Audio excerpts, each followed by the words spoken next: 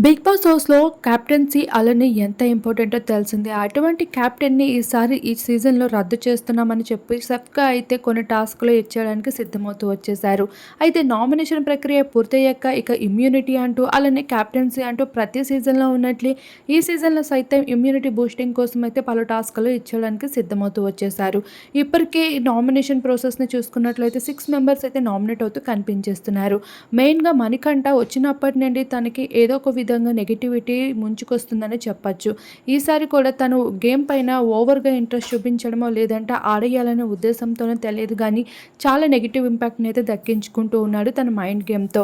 అయితే ఇప్పుడు big boss మొదటిసారిగా కన్ఫ్యూషన్ రూమ్‌లోకి మణికంఠని పిలుస్తూ రాగా, మణి అయితే చాలా ఎమోషనల్ అవుతూ కనిపించేశాడు. ఎక్కెక్కి ఏడుస్తూ కూడా కనిపించాడు.